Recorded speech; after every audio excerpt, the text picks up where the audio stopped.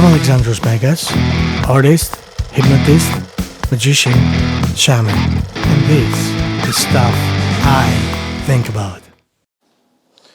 Someone sent me a holiday card that said, I hope all your wishes come true this year. And it was ironic because I think that hope and wish are two of the evilest words in the dictionary. Why is that? Because when we talk about the mind and how to actually dictate how to get something done, to move towards a specific goal, hoping or wishing, it will never accomplish anything. Really briefly, I wanted to mention that because it's something that most people don't know about. As a hypnotherapist, I always talk about that with anyone that needs advice when it comes to how to manipulate their own mind to get motivated or to get results in whatever it is that they're trying to accomplish. Because for the ones that don't know, the two parts of the mind, the conscious mind and the subconscious mind, they are not very good friends.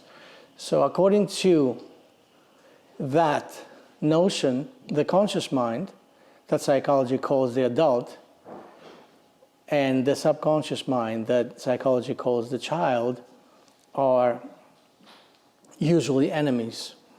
They learn to be enemies because they don't communicate much, you see.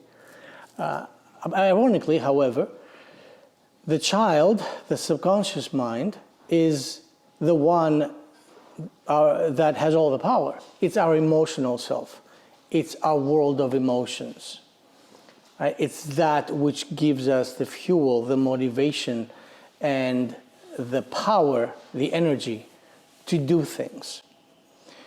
If the child doesn't feel like doing what you want to do, you as the adult, the conscious mind, our everyday awareness person, then the child will not provide that energy because it doesn't feel like it. How many times have you asked the child to do something, like put on your shoes because we need to go somewhere? And how many times did you get the greatest amount of resistance in doing the simplest thing? Because you have to appeal to that side of the self, that side of the mind. You have to romance it. You have to make it feel like this is the right thing to do. It's playful, it's fun, it's whatever. Otherwise, it's not going to get there. It's not going to allow you to go there. Every time you give the child, the subconscious mind, the opportunity to bail out of a situation, he will take it 100% of the time. So, going back to hope or wishing for something, this is a clear message to your subconscious mind, to the child, that it's an iffy situation. We don't really think it's going to happen. There is a really great chance that it's not going to go down. And so, of course, the child, our subconscious mind, our emotional self, that is also the laziest part of ourselves, will make the decision right there. We're not doing that. This is the permission for this to be done is not going to be allowed. And so it's not going to happen. You want proof of that? How many times were you invited into something, a party or a gathering, anything, and you said, I hope I can make it, or I hope I find the opportunity to, I hope I find the time, and how many times did that happen? It's 0% of the time. I challenge you to go back and examine that. There will never be a time where you will say to yourself or anybody else that you hope or wish to do something and that something will get done.